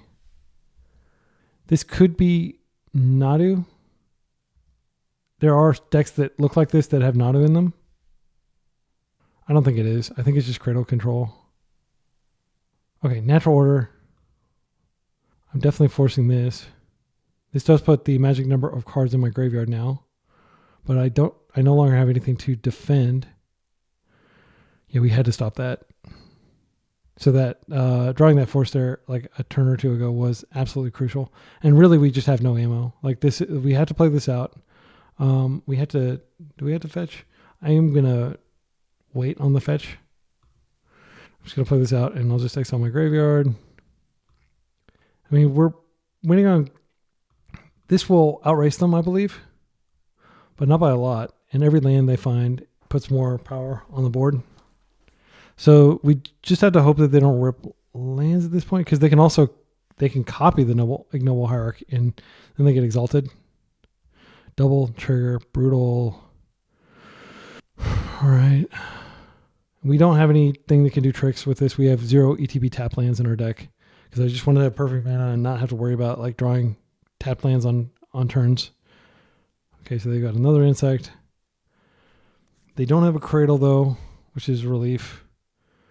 They have so much power. Yeah, this is a good card, but it's just Shroud. It's not protection from a color. What's the last card? Big card. It may be Natural Order again. Yeah, we'll see what it is. But Atraxa would definitely be pretty much the death of us. Okay, so let's see what they draw. I mean, we could just rip a Plow and then push through all this. They would, but they're not going to be hellbent. They're going to have tons of gas. Reclaimer, Talon Gates. This is the card I was telling you about that blinks creatures out of play. Endurance is good. They don't have anything that stops us. This White of the Reliquary is good because you can cast it out and then every turn it can just go fetch the Talon Gates. So they kept Elvish Reclaimer, Talon Gates, and Grist. Okay, so they only got 3 cards. I'm not even going to bother hiding these because I just want to see what I'm going to draw here. I'm going to go get the Underground Sea. Brainstorm would be the best draw. Yeah, I feel like I screwed that up. It's possible that one of those cards that I could have found could have been another force. Psychic Frog, too little, too late. Yep, let's go to game 2. Because just to clarify, not only do they have this monster creature that will kill us when we attack, but they also have the ability to just play Grist and shoot down all our creatures every turn. Okay, so sideboard Bowmasters this is what you play Bowmasters for. It's really good. Lavinia can technically stop. Oh, Containment Priest is really good here. And then, of course, we're playing these. So removal is much better than Counter Magic here. Daze is pretty bad. They just have so many things going on. Dress Down can do a little bit of damage to stop ETB trigger, but most of their deck is not ETB triggers other than Atraxa.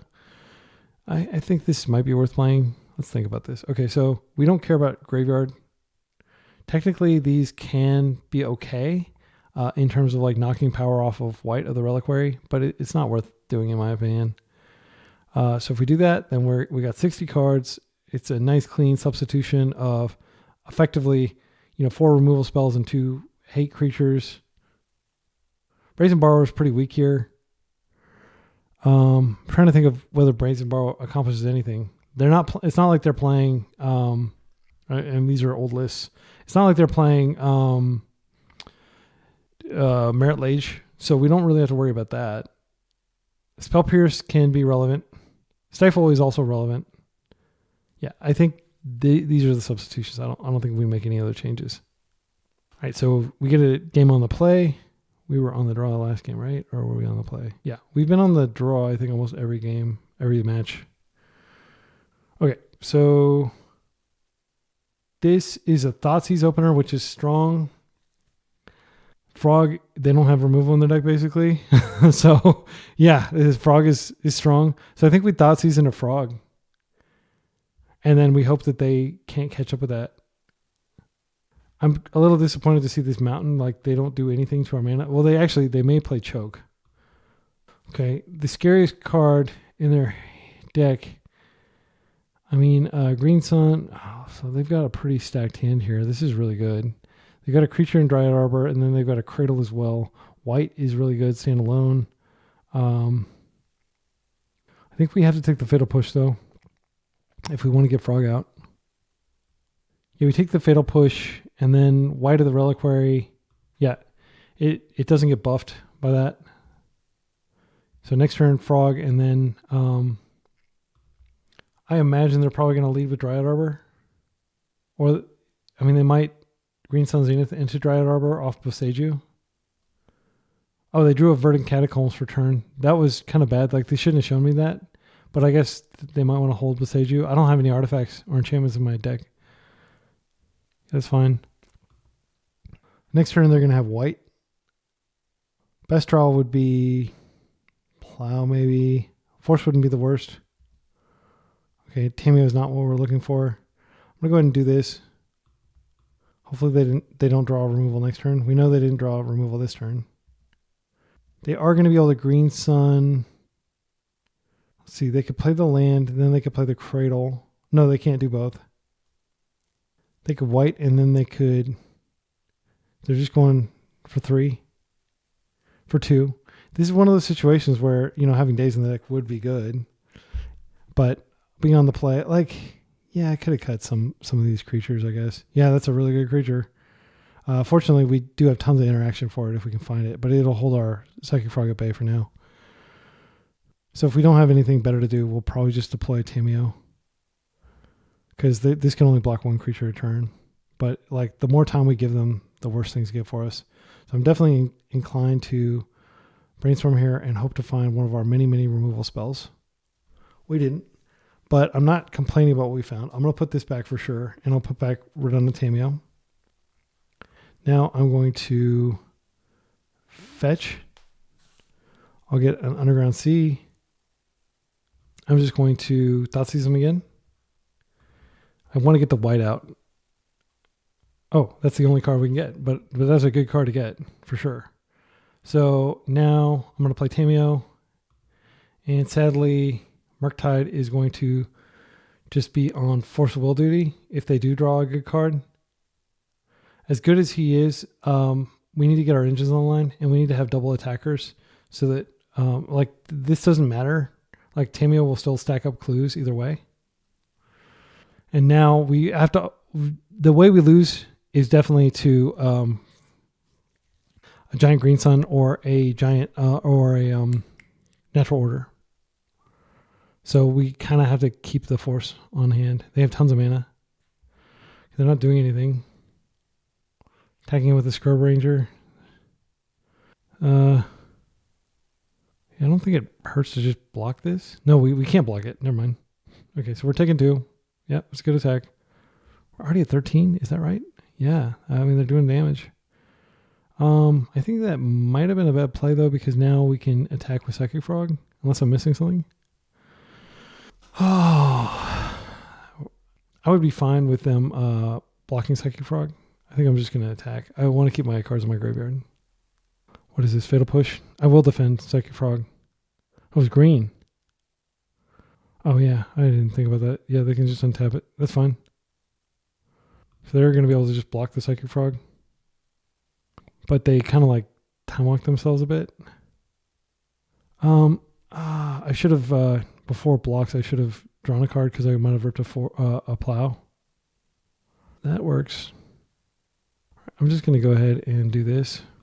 See what I get here. Plow would be great. Brainstorm's good. I kind of want to brainstorm and see if I can... No. I wouldn't mind putting this land back. If I find a Plow, I'll just cast it.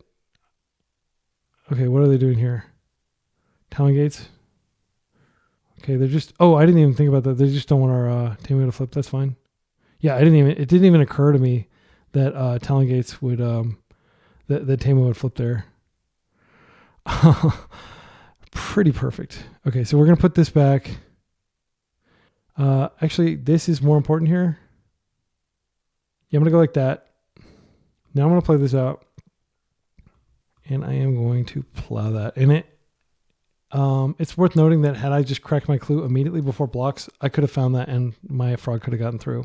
And my Tamiyo could have flipped. And that would be... Well, no, not necessarily. But they would have had to block something to prevent Tamiyo from flipping there. Yeah, this is almost certainly going to strip our Force of Will. We have Ponder off the top. Do they have the card right now? They don't. Okay. All right. We're taking 2. We're very favored here unless they have Natural Order. But if they have Natural Order, the game's over, unfortunately. Okay, good. I think we've probably won this one. I think attacking there was greedy, unless I'm misunderstanding what's in their hand. If they have natural order, I will... Or, I'm sorry, if they have endurance, I will force that. Now we flip. Now we've got double protection off of... because we're going to draw Containment Priest. So we have double protection from natural order. So I'm feeling pretty good. That is a great rip against their deck. All right. And we can just start recurring the plows every turn if we need to. Every other turn. Technically, we have to go up like twice, and then we can go down twice. We can go up once, go down once, up once. Yeah, this is fine. I can plow it. Okay, so I'm just going to go ahead and flash in Containment Priest and kill this. And this should probably prompt a concession, because they know, well, they don't know I have Force blue card. They know I have a Force in my hand. Okay, so this is a, yeah, and we're just going to block here and kill it. And if they do something to interact with it, we will just force that. Next turn, we're going to plow the Elvish Harbor Reclaimer. I'm just going to plow here. I'm just going to... I could just attack with both. I don't need to draw the card. If they want to throw the Noble Hierarch in front of it, that's fine. It's going to reduce their Cradle mana. Okay, so we get a card. I'm going to go ahead and just ponder here. Dismember is a good card. I don't want this. This is okay. So I can play this out and I can reserve the right to shuffle away the ponder on top. I'll just pass. I've got this covered so many ways. I think my opponent is just playing just to eat time off my clock because I don't see how they can dig back in. This card is like a huge hammer against them. Okay. All right, and now we're going to game 3, final game of the league video. If you're enjoying the video, smash the thumbs up and subscribe and do all that. That was we kind of like flipped the script and like dominated them, whereas they dominated us game 1. And I'd like to have more of the prior, I guess technically latter chronologically. Yeah, I don't think we need to make any substitutions. Dress down may be able to like surprise. Stop them from doing something. It can remove power and toughness. It can stop like an Atraxa coming into play from having the trigger. But I think what we do is we just hope that doesn't happen. Spell Pierce, I like Daze, but it does have the element of surprise. That's where it's a little bit stronger than Daze.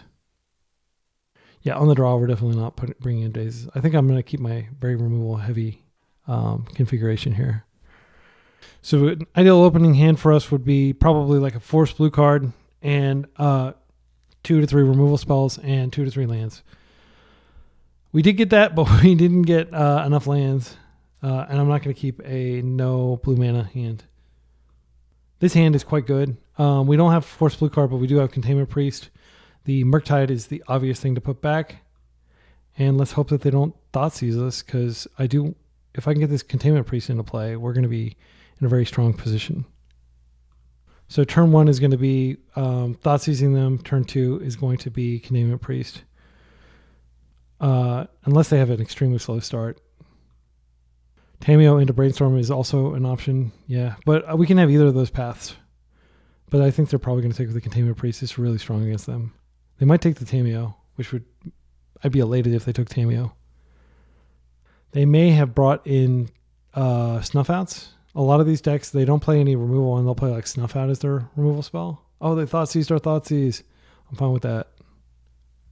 All right, so in this case, I think we just lead with Tamiyo and pass. That does mean they probably have a devastating turn 2, though. It also could mean that they're ramping up toward I'm trying to think of what the most devastating thing they could do would be. Layer of the Hydra. White is a good card, but it's also a card that dies to plow. Let's draw a plow, shall we? Okay, Frog is not the greatest here, and it pains me to say that, but... So we are going to create a clue, and now I'm going to brainstorm, and I'm going to hope to find a plow, a dismember, any 1 mana removal spell.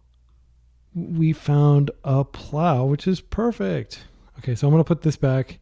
I am going to put back a frog. I just like the flexibility of having a brainstorm instead of a second frog. Yeah, this is insane. Yep, and I don't think that they have anything they can do to stop this. But I don't take any chances here. All right, and we're pretty set up. We have Containment Priest, which is the top priority, getting that out on the table to prevent their shenanigans. All right, that's the Surveil land. Always happy that my opponents are detempoing themselves just for a little card selection, but they did dodge a dead card there. The longer the game goes, the more favored we become. Underground Sea is very welcome pickup. I could just Dotsies the last action out of their hand. I'm not opposed to doing that. Wait, how much does this cost to attack? Oh yeah, they could attack and kill my Tamiyo if I minus. Let's see, 1x. Yeah. Yeah, so I do need a plus. I'm trying to think if there's anything else I need to do. I wouldn't mind. Well, I need to have this Containment Priest on hand. I think I hold the Brainstorm for emergency purposes. And there's no reason to play this right now. I can play it later. They can go get Grist. Grist doesn't get affected by Containment Priest. We're 2 turns away from Tamiyo Armageddon. Okay, there's a Catacombs. They did put a 1 away, but I think we can just crack this clue. Okay, Spell Pierce is a great pickup. That is a single card that can stop Natural Order. Not that we really need to worry about stopping Natural Order. Now we have Psychic Frog, which should be able to... Well, do we even want a Psychic Frog here? We could plus here. I think that's the correct thing to do. Yeah, I'm just going to plus, and I'm going to hold everything. Because we've got lots of interaction here. The one thing that they could do that could be scary would be like in response to us plussing here, they could Thoughtseize us. Yeah, that's fine. And had I known that they were going to go get a creature, I definitely could have done something else, like gotten Containment Priest out. Cradle. If they tap out, then I can definitely draw. But if they don't tap out, then I have to assume they have like a Bowmasters. Okay, the fact that they're tapping this now is good. Because it means they don't have more creatures coming. 3, 4. Green Sun Zenith. Okay, so this is likely... Well, I'm just going to counter it. Because this is for Grist. And then we're going to Grist and kill my Tamiyo here. I think that's probably game. They don't have the ability to Bowmaster anymore. They don't have the mana for it. Okay. So I am going to go ahead and make efficient use of my mana here, and I'm going to play out my Containment Priest. I'm going to assume they don't have a 1 mana thing that they can do at instant speed to kill my Planeswalker. Fatal Push does stop some stuff, but yeah, I think it's fine to go ahead and just get my land out of my deck and Brainstorm. I mean, I'm about to draw a ton of cards. If I can stop this, that it is a huge hammer against their deck, and I would like to preserve it if I can. We didn't, but it's not a big deal. All right, you've killed my Soul Containment Priest. I will still potentially lose if I don't find a force in the top half of my deck. I've got 9 minutes and 38 seconds, though. I think it's plenty of time to win through Frog. I don't think you should keep Spell Pierce against a Cradle deck. Thanks for the feedback. I didn't keep Dazes, but figured you wouldn't play around it. I figure you have 4x, GSZ, 3x, what's the other card? NO, and some removal. Okay, so yeah, my opponent is, I guess, saying that they don't think I should have kept it in here, and that's helpful feedback, straight from a player who plays this a whole lot. I appreciate. Cradle often boards out NO against blue decks. Okay, well that's good to know. Yeah, I haven't played against Cradle Control that much. I did get destroyed by Newton, Hello Newton, who created the deck. I think my opponent is likely to concede. They may play it out though. It's very bad when it gets countered. Yeah, I agree. Okay, so let's go ahead and just do this now. After we draw. I mean, they have 2 cards in their deck. We've got tons of removal. Win you the game here. I don't usually even play one, but I found space for one. So my opponent is saying it won me the game here, but we don't know that it actually won me the game because I don't know that I'm going to draw a Force of Will. There is a world in which I don't have a Force of Will in my... Yeah, okay, so I've got 1, 2... Got quite a few Force of Wills here. Yeah, so I think the simple thing to do is to waste the Cradle. Just restrict their mana. And then I can play Thoughtseize to see what they have in their hand. I don't think that's bad. They may just have lands. Actually, I probably should have just wasted the Dryad Arbor. Okay, there, we got the GGs in chat. So yeah, we're 3-2.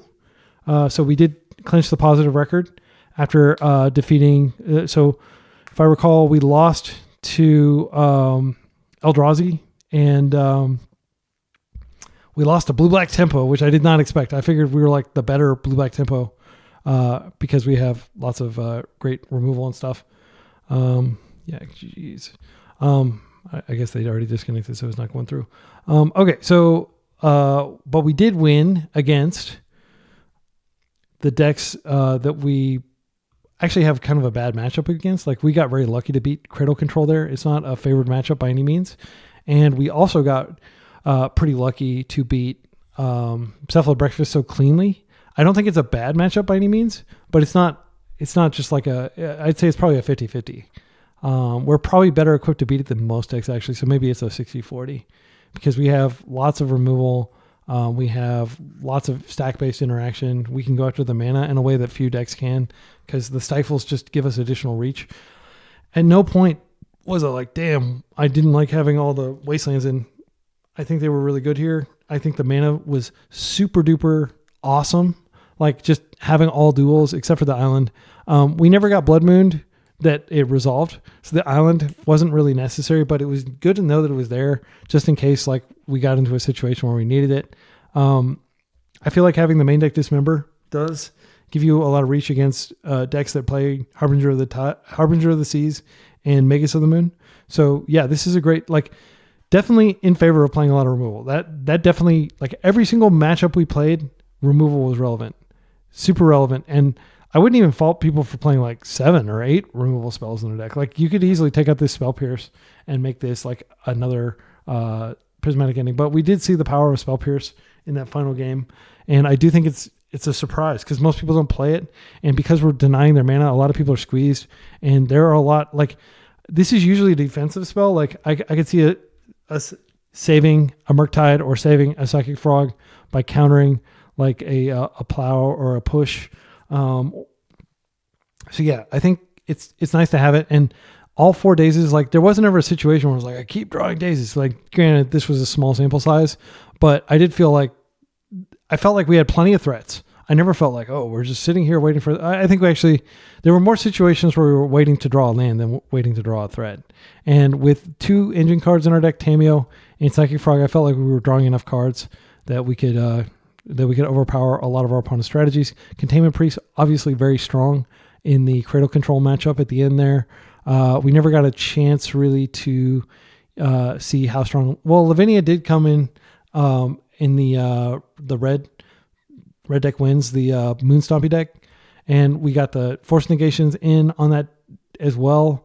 Bowmaster had some really great interactions. I do think 2 is the minimum if you can afford to splash black. Like 2 is a great number. So yeah, I felt this deck felt great. The games that I lost were games that I like, other than the Eldrazi match. Like I just feel like that's like hopeless. Maybe not totally hopeless, but it feels terrible. I think the blue-black Reanimator deck can beat it reliably. And I think maybe like Show and Tell, like there may be some blue decks that can beat it, but like it just eats most blue decks alive. My win rate against Eldrazi across all the different blue decks I play is probably like 40%, 30%, maybe 35%. It's really low. So yeah, and like obviously a skilled Eldrazi pilot can just steamroll you because the deck is objectively very powerful. We did get to see the power of Consign to Memory in some of those Eldrazi matchups, though, or the one Eldrazi match. This card is definitely a 3 of in your sideboard. Like, this is the hardest to find uncommon in a long time. Lorien Revealed being the hardest to find common. Man, I think I paid like $3 each for those Lorien Reveals when they came out because I was just, where is this common card? I need it for my decks. The deck felt tight. I think the blue, black, white version is much better than the just straight blue, black. And I'm actually kind of thinking, this might sound heretical, but I'm almost feeling like this feels better than just straight blue, black. So a lot of people might call this Esper Pokepile. I don't think it's Pokepile exactly because the philosophy is a little bit different. But you could argue that this is similar enough. And if you want to learn about Esper Pokepile, like Pokemoki, you can Google around, or there's a Discord for, it's just like an Esper Discord that you can find.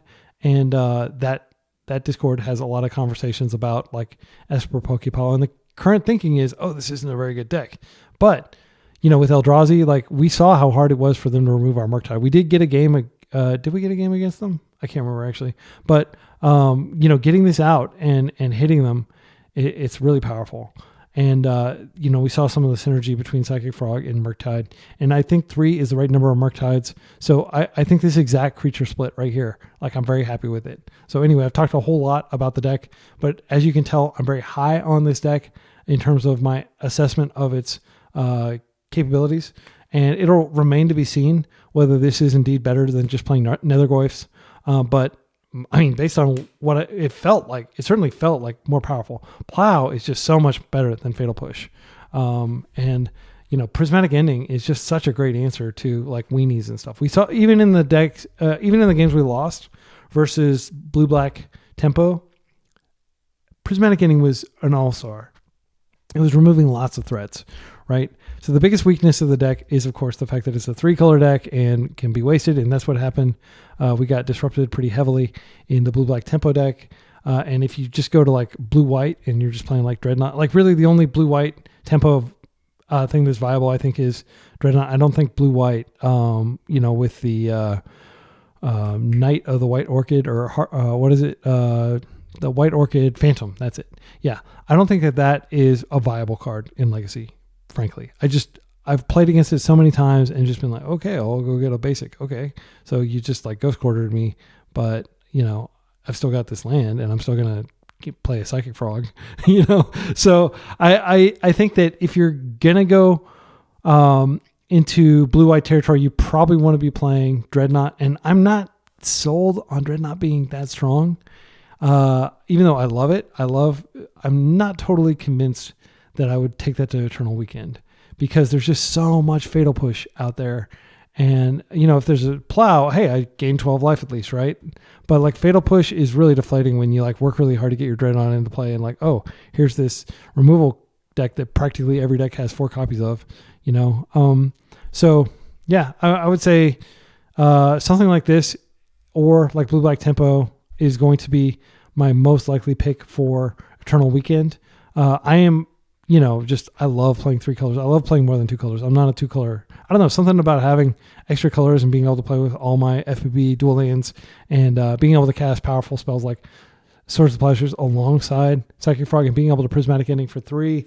These are, I love it. And I love Lavinia in the sideboard and I love Containment Priest. These cards, any white deck should have, unless you're playing like just straight miracles and you're constantly wiping the board of creatures. I think these should be in there. And then the Null Rod, we didn't really get to see it in action, but it is really good against Karnforge. And I think there's some videos, actually yesterday's video, I go against Karnforge, and this is like an all-star there. So, again, like the only cards I'm not sure about, Dress Down, maybe, Hydroblast, maybe. Like I'm not running into a whole lot of Urza Saga these days. But other than that, I feel like the 75 is pretty tight, and I'm going to continue to experiment with it. I'm not sure about the second Stifle. This could be something else. This could probably be a removal spell. I think actually, if you took this out and you put in like maybe another Prismatic Ending, and then that frees up one of your Prismatic Endings from the board, and you can play, a second Null Rod, maybe. I need to buy another Null Rod on MTG. That's not why I'm not playing it. I do have 2 in paper. I got them But, I mean, it's just such a good card, but it's a reserve list card, so might as well buy it sooner rather than later. I mean, this could be a second Hydroblast. Hydroblast was really good in that match against Red Stompy. There is going to be a lot of Painter at Eternal Weekend, so maybe something like that. And then we take this out, and then, something like that maybe I feel would be good. I like having lots of removal, though, for sure. Or like, that is the one parting piece of advice is put a lot of removal in your deck. You won't be disappointed because you do not want to be facing down a Psychic Frog and just losing because you're like desperately digging for removal. Every piece of removal you have in your deck that can kill a Psychic Frog is just like one more card that you're digging for in your desperate, anti-Psychic Frog campaigns. With that, I hope you have a fantastic day. And thanks again for tuning in. If you haven't subscribed yet, please consider subscribing. And until next time, be excellent to each other and party on.